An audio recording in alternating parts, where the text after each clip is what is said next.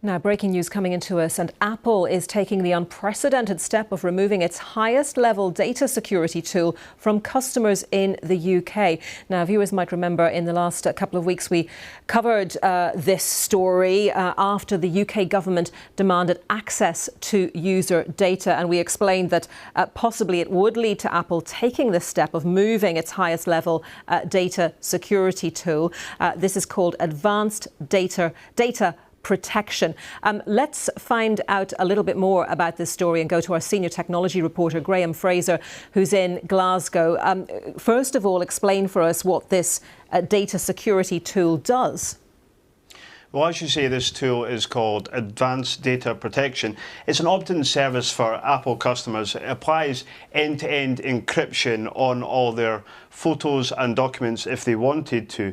Now, only the account holder would have access to this. Not even Apple had access to it. Now, a couple of weeks ago, it emerged that the UK government had asked for the right to see this data.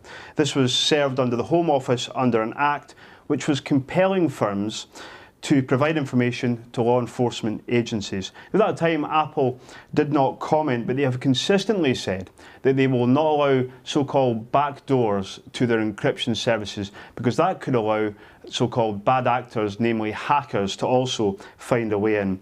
Now, as of today, the tech giant said it's no longer possible to activate advanced data protection in the UK, and for existing customers of it, it will start to be pulled away from them and will no longer have access to it. Apple have said they're gravely disappointed that this security feature will no longer be available to UK customers, and they added that, as we've seen many times before, we have never built a backdoor or master key to any of our products, and we never will. What does this mean? Well, it means that eventually no data stored on the iCloud in the UK will be encrypted. It will therefore be accessible to Apple, and it will also be made shareable to law enforcement agencies if Apple were issued a warrant.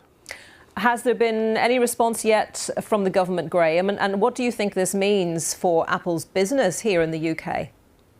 Well, there has been no response yet to this breaking story by the UK government. We have had response from Professor Alan Woodward, who's a cybersecurity expert at Surrey University. He said it was a very disappointing development which amounted to an act of self-harm by the government. He went on to say that all the UK government has achieved in this is to weaken online security and the privacy of UK-based users.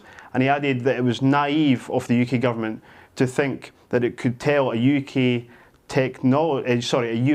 technology company what to do globally. In terms of Apple's business, well, obviously we'll have to wait and see what impact it will have. Some customers, of course, will choose Apple products so that they could have access to this encryption, and they no longer will be able to have this on their accounts. But we will find out in the coming months what impact it will have on their business. Graham, thank you very much. Graham Fraser.